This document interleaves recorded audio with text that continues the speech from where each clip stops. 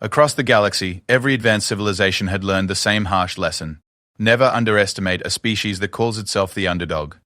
For 300 years, the Galactic Council had maintained peace through careful observation and calculated intervention. They had prevented wars, guided primitive worlds toward enlightenment, and eliminated threats before they could spread chaos across the stars. When they discovered a small blue planet on the edge of a forgotten spiral arm, inhabited by bipedal creatures who called themselves humans, the Council believed they had found their greatest success story. These humans were violent, yes, but also surprisingly adaptable. They fought each other constantly, yet somehow always pulled together when faced with external threats. They were illogical, emotional, and reckless, perfect candidates for controlled evolution. The plan was simple: guide them gently toward galactic citizenship, suppress their more dangerous tendencies, and integrate them as a useful but manageable member species. What could possibly go wrong? The Council was about to learn that some species aren't meant to be controlled. Some species don't follow the rules, and some species, when backed into a corner, don't just fight back. They rewrite the entire game. This is the story of humanity's arrival on the galactic stage, and why the universe will never be the same again. The crystalline spires of the Galactic Council's central command reach toward the stars like frozen lightning, their surfaces reflecting the light of a dozen nearby suns. Within the highest chamber, Supreme Chancellor Vexthara stood before the massive viewing screen, her forearms clasped behind her back, as she watched the final transmission from the monitoring station orbiting the third planet of System SOL-3. Phase 7 has been completed successfully, Supreme Chancellor, announced her aide, a tall Zeltharian whose blue-tinted skin seemed to shimmer in the chamber's ambient light. The human specimens have achieved faster-than-light travel capability, exactly as projected in our models. Vexthara's mandibles clicked in satisfaction. The humans had taken slightly longer than expected to develop warp technology, but well within acceptable parameters. 3 centuries of careful guidance, subtle manipulations, and the occasional technological nudge had brought them to this moment. The Council's greatest experiment was finally ready for the next phase. "Excellent work, Coordinator Zephay," she replied, her translator rendering her native clicks and whistles into standard galactic. "Have our intervention teams been withdrawn from all human colonies?" "Yes, Chancellor. The last of our observer posts were abandoned 6 standard cycles ago. As far as the humans know, they are alone in developing interstellar travel." The viewing screen shifted to display the current status of human civilization. Hundreds of colonies dotted nearby star systems connected by a growing network of trade routes and communication relays. Their technology was primitive by galactic standards, but functional enough for their needs. Most importantly, their military capabilities remained within acceptable limits. Vexthara had overseen the development of 47 species during her tenure as Supreme Chancellor. Each had followed the same carefully orchestrated path from planetary civilization to galactic citizenship. The formula was simple: identify promising species early in their development, provide subtle guidance to prevent self-destruction, gradually introduce them to galactic technology, and finally integrate them into the Council's vast bureaucratic machine. Humans had been different from the start. Most species the Council encountered were either highly logical, like the Architects, purely emotional, like the Vorthak, or completely hive-minded, like the Collective. Humans were an impossible contradiction, simultaneously logical and emotional, individualistic yet capable of unprecedented cooperation when threatened. Their psychological profiles made no sense according to established xenosociological models, but that was precisely what made them valuable. "Chancellor," Zephay said, consulting his datapad, "the humans have begun preliminary exploration beyond their local stellar group. Long-range sensors indicate they will reach the Kepler threshold within 2 standard years." The Kepler threshold marked the boundary between free space and the outer territories of the Galactic Council's jurisdiction. Once humans crossed that line, they would officially become a galactic species, subject to Council laws and regulations. It was time for first contact. Vexthara turned from the viewing screen to face the assembled Council members. Representatives from 37 different species filled the chamber, their various forms creating a tapestry of evolution's infinite creativity. Some breathed oxygen like humans, others required methane or ammonia atmospheres. A few existed purely as energy patterns, their thoughts transmitted through quantum resonance fields. Despite their vast differences, they all shared one common trait: absolute confidence in the Council's methods. For over a millennium, the galactic government had maintained peace and prosperity across 200,000 inhabited worlds. No species had ever successfully challenged Council authority. Honored colleagues, Vexthara began, her voice carrying easily through the chamber's acoustics. We stand at the threshold of another great success. The human integration program has proceeded exactly according to our projections. Their species displays optimal characteristics for useful citizenship, adaptable, innovative, and sufficiently aggressive to serve as effective peacekeepers when properly directed. Murmurs of approval rippled through the assembly. The Council's military forces were stretched thin across such a vast territory. A new species with strong warrior traditions could provide valuable reinforcement for their operations. However, continued the Chancellor, preliminary psychological assessments suggest that humans may require more intensive guidance than previous species. Their tendency toward unpredictable behavior patterns necessitates careful management during the integration period. Council member Thraknon, a massive insectoid representative from the Hive Worlds, clicked his approval. The collective has analyzed human behavioral data extensively. While their individual actions appear random, statistical models show their species-wide responses follow predictable patterns. Proper manipulation of their information networks should ensure compliance with integration protocols. Agreed, added Representative Kilandra of the Synthetic Union, her mechanical voice echoing from multiple speakers throughout her android form. Organic species invariably submit to superior technology. Once humans observe our capabilities, resistance becomes psychologically impossible. Vexthara nodded thoughtfully. The standard integration process had worked flawlessly for centuries. First contact would occur through carefully selected diplomatic envoys, demonstrating overwhelming technological superiority while maintaining a friendly, non-threatening demeanor. Human governments would be offered membership in the galactic community in exchange for accepting council oversight of their military development and territorial expansion. Species that accepted immediately received favorable treatment, advanced technology, interstellar trade opportunities, and representation in the lower councils. Those that resisted faced economic sanctions, technological embargoes, and gradual isolation until their populations demanded compliance from their leaders. The process typically took between 50 and 100 standard years, depending on the species' adaptability. Humans, with their demonstrated flexibility and competitive nature, would likely fall somewhere in the middle of that range. What of their military capabilities? Asked General Vorthak, the Council's senior military commander. His reptilian features betrayed no emotion as he reviewed the tactical data on his personal display. Intelligence reports indicate humans have developed fusion weapons and basic energy shields. Their spacecraft show surprisingly sophisticated design principles for such a young civilization. HFY consulted his files. Human military technology remains at level 3 on the galactic scale, Chancellor. While their individual units show above-average effectiveness, their total force projection capabilities are negligible compared to Council standards. Complete suppression would require less than 1% of our available fleet strength. Excellent, Vexthara concluded. Then we proceed with Standard Integration Protocol 7.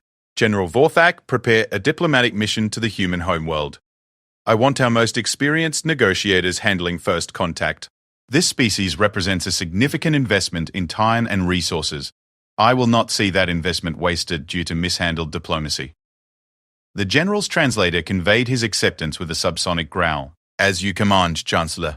How many vessels should accompany the diplomatic mission? 3 heavy cruisers should suffice, enough to demonstrate our capabilities without appearing overtly threatening. We want humans to understand their position in the galactic hierarchy, but not feel desperate enough to attempt anything foolish. As the council session continued with routine administrative matters, Vexthara allowed herself a moment of private satisfaction. The human integration project had been her personal initiative, despite significant opposition from conservative council members who preferred dealing with more predictable species. If successful, it would cement her legacy as the Chancellor who brought the galaxy's most promising warrior race into the fold. 3 standard days later, the diplomatic mission departed from Council space aboard the cruiser INV Eternal Justice, accompanied by 2 escort vessels. The journey to human space would take approximately 2 weeks, giving the diplomatic team time to review their strategy and prepare for various contingency scenarios. Ambassador Felthara, Vexthara's cousin and the Council's most experienced diplomat, stood in his private quarters reviewing files on human culture and history. The species' development had been remarkably violent by galactic standards. They had fought more wars in the past millennium than most civilizations experienced in their entire existence. Yet they had also produced incredible art, literature, and scientific achievements during the same period. The dichotomy fascinated him. Most species channeled their energies primarily toward either creation or destruction. Humans seem to excel at both simultaneously, often within the same individuals. Their greatest military leaders were frequently accomplished artists or philosophers. Their most peaceful societies maintained the galaxy's most sophisticated weapons research programs. Such complexity would make first contact challenging, but not impossible. Humans responded well to strength and confidence, while also respecting intelligence and cultural sophistication. The diplomatic mission had been carefully designed to appeal to both aspects of their nature. As the Council fleet approached the edge of human space, long-range sensors began detecting increased activity around the border colonies. Human ships were moving with unusual coordination, establishing defensive formations around key installations. Either they had detected the approaching Council vessels, or some other threat had prompted military mobilization.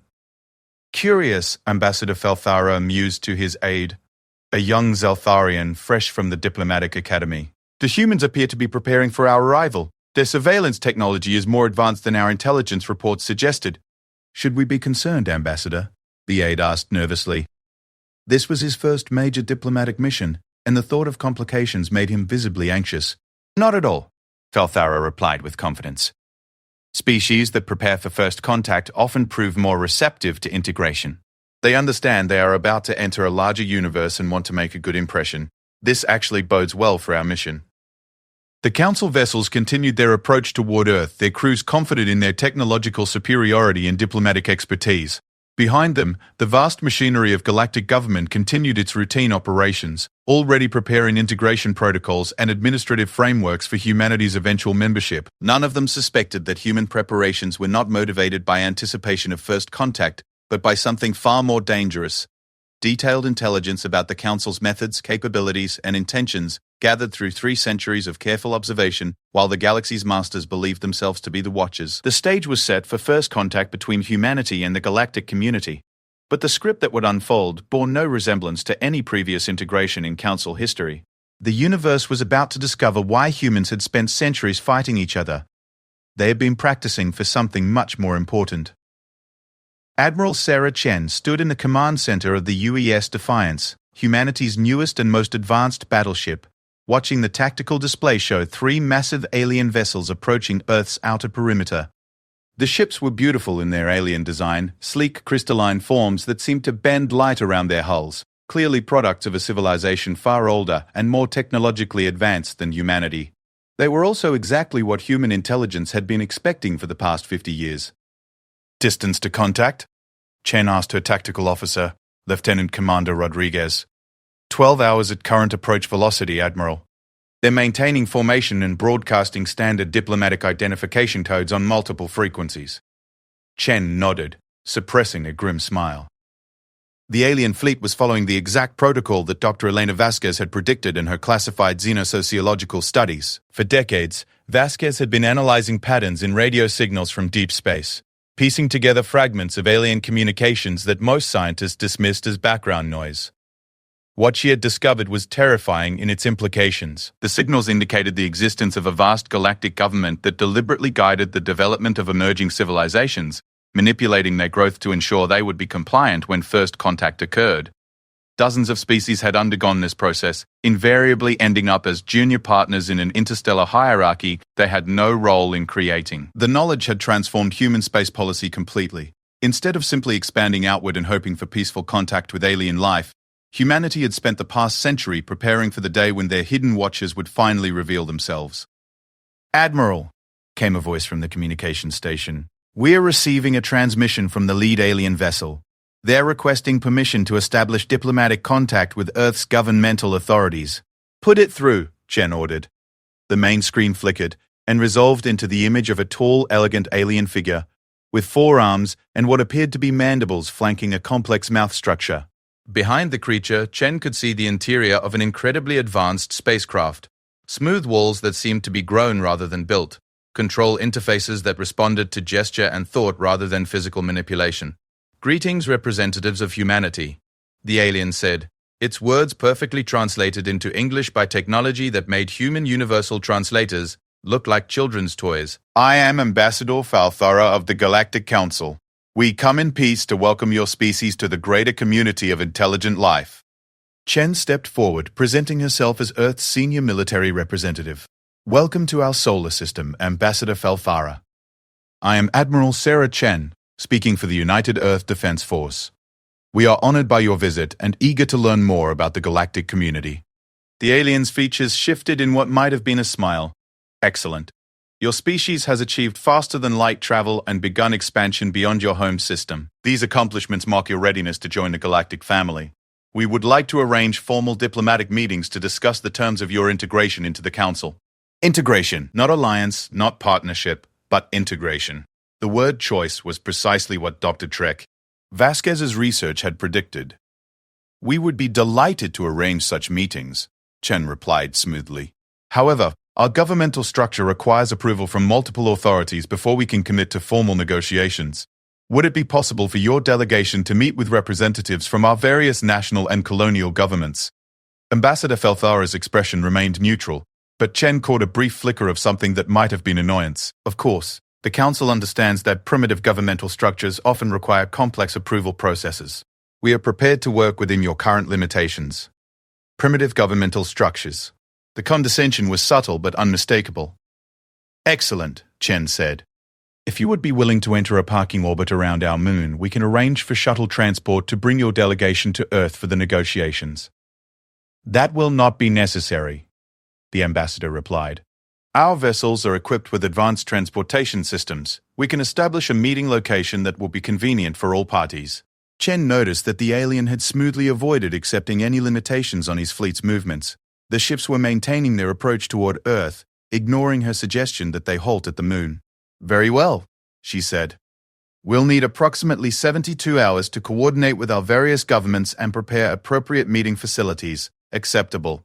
We will establish a temporary base of operations in your solar system while awaiting your preparations. The transmission ended, and Chen immediately turned to her communications officer. Send code black to all fleet units and colonial commands. Operation Bait and Switch is now active. Throughout the solar system, human vessels that had been running routine patrols suddenly altered their courses. Ships that had appeared to be simple cargo haulers began revealing weapons systems that had been carefully concealed. Space stations that registered as civilian research facilities powered up military-grade shields and targeting systems. Most importantly, the massive construction projects in the asteroid belt, which alien sensors would have identified as mining operations, began their primary function as fortress complexes and weapons platforms. Humanity had not spent 3 centuries simply developing space travel and colonial infrastructure. They had been preparing for war. Dr. Elena Vasquez materialized on the Defiance's bridge via hologram, transmitting from her laboratory on Titan.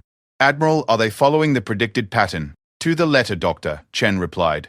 Standard diplomatic approach, offers of technological advancement in exchange for integration into their governmental system. Subtle demonstrations of superiority. Your analysis was perfect. Vasquez nodded grimly. Then we can expect the next phase within 48 hours. They'll propose a demonstration of their technology, supposedly to help humanity understand the benefits of Council membership. What they're really doing is gathering intelligence on our defensive capabilities while establishing a psychological dominance. And after that, depending on our response, either gradual pressure until we accept their terms or military intervention to force compliance.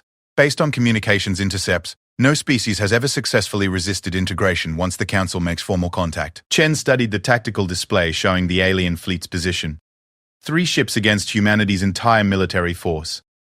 The aliens' confidence was either completely justified or incredibly foolish. Doctor, in your opinion, what are the chances that these aliens are genuinely peaceful and we're misinterpreting their intentions? Vasquez was quiet for a long moment.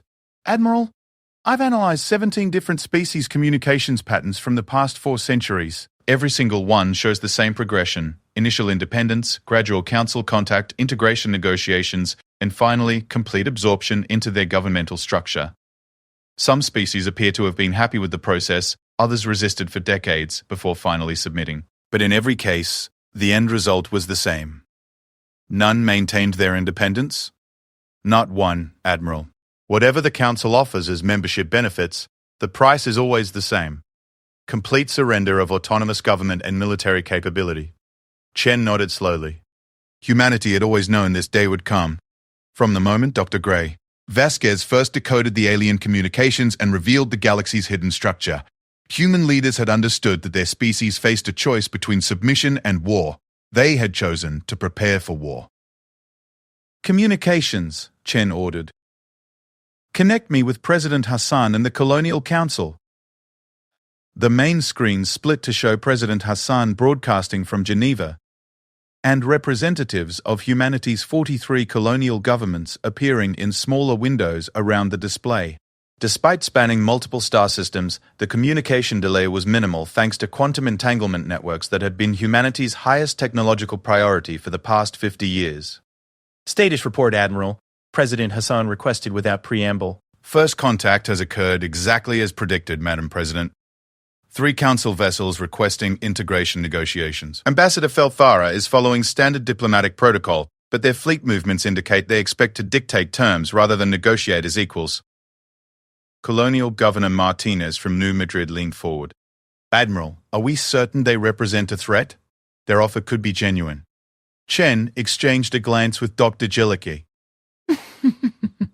Vasquez hologram. They had debated this question countless times in classified briefings. The possibility always existed that the Council genuinely offered beneficial membership to emerging species. Governor, Vasquez interjected, we've monitored 17 species undergoing this process. In every case, Council membership meant the dissolution of independent military forces and the integration of colonial territories into the larger galactic economic system. Member species contribute resources and personnel to Council operations, but have no meaningful voice in galactic policy. They become clients, not partners. And if we refuse? Asked Governor Kim from New Kyoto. Based on historical patterns, economic pressure followed by military intervention, Chen replied. The Council doesn't accept no for an answer. President Hassan studied the tactical display showing alien ship positions. Admiral, what are our chances if this becomes a military conflict? Chen had been dreading this question, because the answer was simultaneously hopeful and terrifying. Madam President, we have technological advantages the Council doesn't know about. Our intelligence gathering has been completely undetected. They still believe they've been observing us, rather than the reverse. We've had access to their communications, technical specifications, and tactical doctrines for decades. We know how they fight, what their capabilities are, and most importantly, what they consider impossible. And we've designed our entire military around doing things they consider impossible, using technologies they don't know we possess, and tactics that violate their assumptions about how space combat works. The silence stretched as humanity's leaders absorbed the implications. Everything their species had built for the past century, their economy, their technology, their expansion into space, had been structured around the assumption that they would eventually have to fight for their independence against a vastly superior galactic civilization. Recommendation, Admiral? The President asked finally. Chen looked at the alien fleet approaching Earth, beautiful and terrible in their otherworldly design. In a few hours, Ambassador Felthara would likely suggest a demonstration of Council technology, expecting humanity to be awed into submission by their superior capabilities. Instead, he was about to discover that humanity had spent 3 centuries learning how to kill things that considered themselves unkillable. Madam President, Chen said quietly, I recommend we show them exactly why humans are the only species that has ever fought a global war against itself and somehow emerged stronger for the experience. The decision was unanimous. Ambassador Felthara stood in the observation deck of the INV Eternal Justice, watching Earth rotate slowly beneath them. The blue-green world looked deceptively peaceful from orbit, its surface showing the typical signs of a young industrial civilization. Sprawling cities connected by transportation networks, agricultural zones carved into geometric patterns, and the occasional gleam of orbital installations. What struck him as unusual was the absence of space-based defensive structures.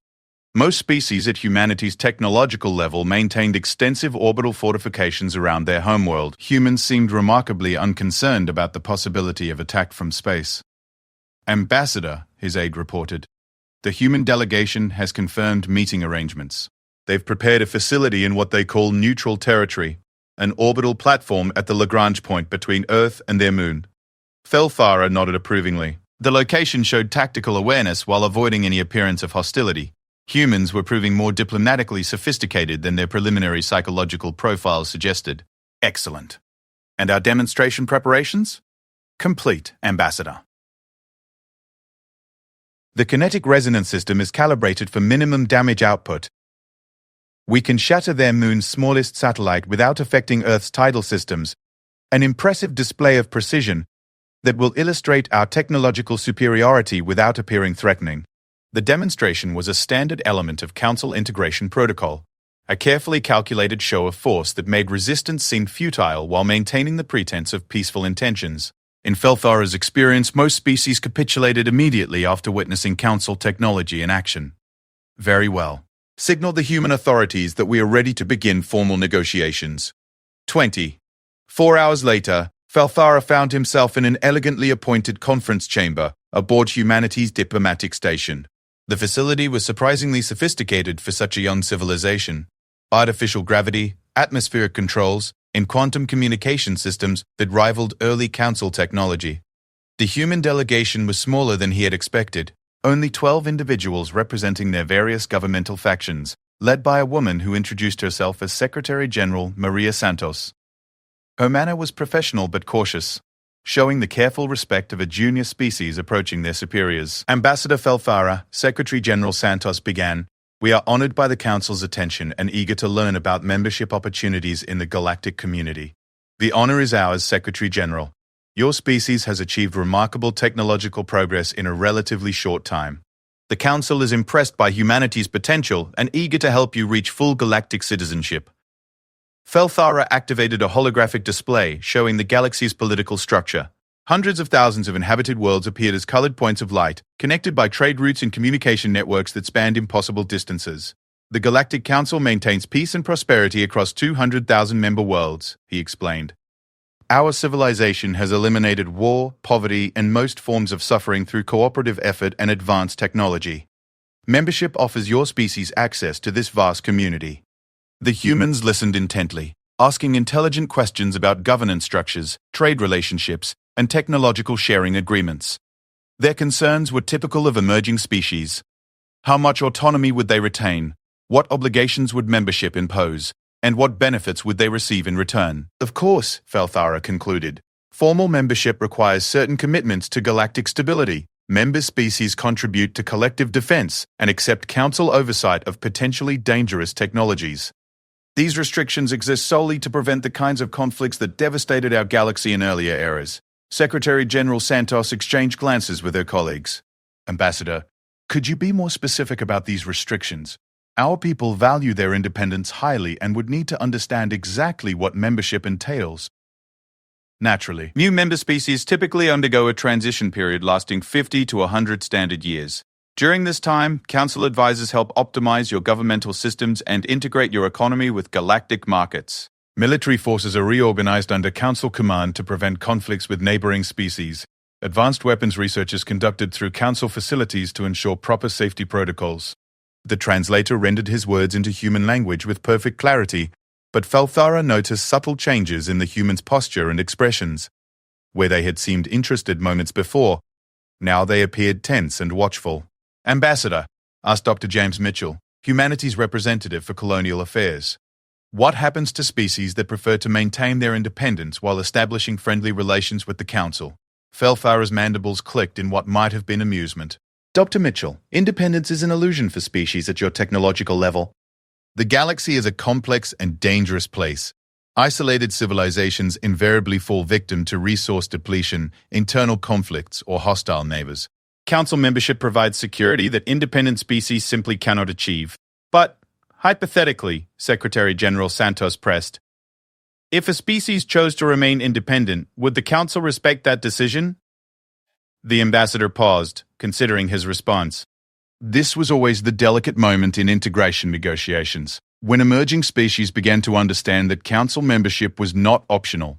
Secretary General, the Council's primary obligation is to maintain galactic stability. Species that refuse integration often become sources of conflict and instability. We have learned through bitter experience that allowing such situations to develop inevitably leads to larger wars that devastate entire sectors. So the answer is no, Dr. Mitchell said quietly. Species that refuse membership face Council intervention. Felthara spread his forearms in a gesture meant to convey regret. The Council prefers peaceful integration, but galactic stability takes precedence over individual species' preferences. However, I must stress that no species has ever regretted Council membership once they experienced its benefits. The silence that followed stretched uncomfortably long. The humans were clearly processing the implications of his words, that membership was not an invitation but an ultimatum. Ambassador, Secretary General Santos said finally, Our people will need time to consider your offer. Could we reconvene in 72 hours to provide our response? Of course. However, to help with your deliberations, we would like to provide a demonstration of Council technology. Perhaps your people would benefit from understanding the scope of capabilities available to member species. This was the crucial moment. The demonstration would show humans exactly how outmatched they were, making resistance seem impossible. Most species capitulated immediately after witnessing Council power firsthand. We would be honored to observe such a demonstration, Santos replied. Falthara smiled, his confidence restored. Excellent. We have selected a suitable target, the smallest of your moon's captured asteroids. Our demonstration will show precision capability rather than raw destructive power. The ambassador activated his personal communicator and spoke briefly in his native language. Moments later, the conference room's viewing ports polarized and expanded, providing a clear view of space around Luna. Please observe the asteroid designated as Luna 7, Falthara announced. Our kinetic resonance beam will demonstrate pinpoint accuracy at extreme range. A beam of coherent energy lanced out from the lead Council vessel, invisible except for the distortion it created in space itself. The targeted asteroid, roughly 50 meters in diameter, simply disappeared. Not exploded or shattered, but converted to component molecules in a fraction of a second. Impressive, Santos acknowledged. Your technology is clearly far beyond our current capabilities. Falthara nodded graciously. This represents a minor application of Council science. Member species gain access to transportation networks that cross the galaxy in days, manufacturing systems that can transform raw matter into any desired configuration, and defensive technologies that make warfare obsolete. And species that refuse membership face the same technology employed less gently, the ambassador admitted. The Council has not maintained peace for a millennium through negotiations alone. The humans appeared suitably sobered by the demonstration. Several were now whispering urgently among themselves, clearly recognizing the hopelessness of their position. Ambassador, Secretary General Santos said, we appreciate this demonstration of Council capabilities. As requested, we will provide our formal response in 72 hours. After the Council delegation returned to their ships, the diplomatic station's corridors filled with the controlled urgency of humans preparing for war. The careful diplomatic facade was abandoned as military officers shed their civilian disguises and began coordinating with fleet commanders throughout the solar system. Admiral Chen materialized via hologram in the station's command center, her expression grim but determined. Secretary General, did they follow the predicted script, word for word? Santos confirmed. Integration is mandatory, membership means surrender of military autonomy, and species that refuse face intervention. They even demonstrated their primary weapon system exactly as Dr. Vasquez predicted. Good, Chen said with satisfaction. Then they have no idea what's coming. Throughout human space, vessels that had been masquerading as civilian craft began revealing their true nature. Cargo ships opened weapon bays concealing mass drivers that fired projectiles at significant fractions of light speed. Research stations deployed sensor arrays that could track objects smaller than a human fist across interplanetary distances. Mining platforms in the asteroid belt revealed themselves as fortress complexes with armor thicker than battleship hulls. Most importantly, the quantum communication network that connected humanity's colonies activated its secondary function, a coordination system that allowed instantaneous tactical communication across light years of space. The Council had spent centuries observing humanity's development, carefully cataloguing their technological capabilities and military potential. What they had failed to understand was that humans were also observing them, learning their methods and preparing countermeasures for every standard Council tactic. Falthara stood on his ship's bridge, reviewing diplomatic reports and preparing integration protocols for implementation. In 72 hours, humanity would formally accept Council membership and begin the transition to galactic citizenship. Another successful integration for his record, and another step toward his promotion to senior ambassador rank. The first indication that something was wrong came when his communications officer reported unusual activity throughout the solar system. Ambassador, we're detecting significant spacecraft movement around all major human installations. Energy signatures suggest defensive preparations. Falthara frowned. Clarify. Are they preparing for our arrival? Unknown, sir, but the deployment patterns are consistent with military mobilization rather than ceremonial preparations. Before the ambassador could respond, his senior tactical officer spoke up with obvious alarm. Sir, we're receiving detailed scanner data on our ships from human sources. They know our exact tonnage, weapon configurations, and shield frequencies. Falthara's confidence began to evaporate. How is that possible? Our stealth systems are apparently ineffective against human sensors, the officer reported. Sir, they're broadcasting our complete technical specifications on open channels. The main screen activated without authorization, showing the image of Admiral Sarah Chen transmitting from what appeared to be a massive military vessel bristling with weapon systems that definitely had not appeared in Council intelligence reports. Ambassador Falthara, Chen said politely, this is Admiral Chen of the United Earth Defense Force. We've completed our evaluation of your integration offer. Admiral, Falthara replied, fighting to maintain diplomatic composure despite his growing alarm. We await your government's response with interest. Our response is simple, Ambassador. No. The single word hung in space between the two fleets like a declaration of war. Admiral, Falthara said carefully, I fear your species does not fully understand the implications of refusing Council membership.